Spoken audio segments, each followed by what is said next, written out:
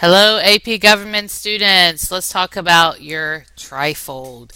Okay, here I am at the LibGuides website, and you see that trifold examples on there. A little bit of information is here. You can expect this to grow in the next week. Let's look at what's required in your trifold. All right, left side, there you go. Center, there you go. Right side, there you go. Of course, I'm assuming you can read, so I will let you take care of that on your own. So I really want to show you some hints or just go over some suggestions for you. So first of all, I'm making a mock-up. You'll see that probably Monday or Tuesday.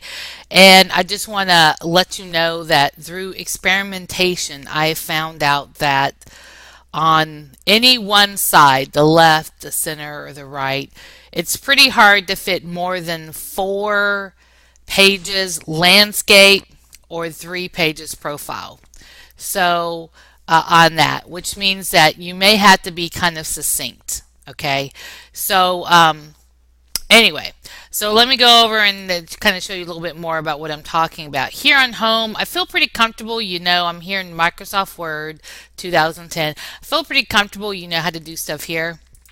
But I want to talk about page layout because one way you can get more stuff on it is to change your margins. You can change them to narrow and then you get more stuff on it. And then orientation. A lot of times with a trifold, you're going to be putting things in landscape. So right now it's in portrait and you can switch it to landscape. Another thing you can consider is, of course, a page border. So you might consider doing something like that, and you can use something pretty simple and then make it like a box or even make that 3D. There is some things under art, and you just need to be really selective and make sure whatever you pick is really is very professional. You can change the width on this, by the way, make it more narrow or thicker as you see fit. And then when you hit OK, it's going to go there for it.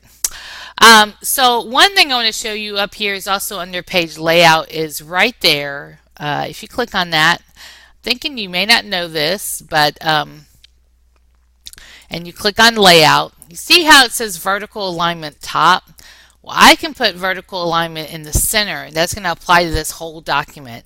So a lot of times what I'll have open is I'll have a document where everything I want to be centered is on it, and then something open where everything I want to be left and top justified is open.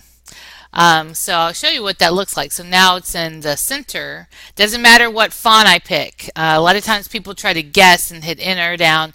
You don't have to do that. Just want to make sure you know how to do that. And now I can go. You should pick a large size font, as large as you can. Center it. So let's say this is for my title. I want to pick a font, and you want to be consistent with your font. So you want your font to be consistent. It has to be readable. So just keep that in mind. So now I can type whatever I need to. In this, as I'm doing it, I adjust. I'm in here like, well, I like the font, but it's not big enough, and so bang, I'm going to make it bigger. You can also type in the number over here. That's something a lot of people don't know. You just type in what you want and it makes it that, even though it's not one of the default settings. So just want to go over that. So back to what you have due. I want to talk about the right side where is your infographic and your statistics information. And I want to talk about it because I want to, because really no more than 4 pages landscape fit on there unless you have some enormous size trifold I don't know about.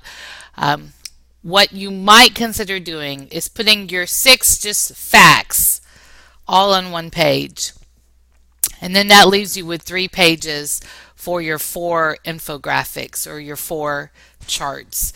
And they should be very colorful, very professional looking. I also want to say one thing you can do here is you can cut, we do have that cutter in the library. Cut this and mount it on construction paper or some other sort of paper to make it pop. You want this presentation to be very professional looking. You want it to pop. You want everything to be matted. So when you put a piece of construction paper behind this, it's matted. It makes it look a lot more professional. So that's something I recommend doing.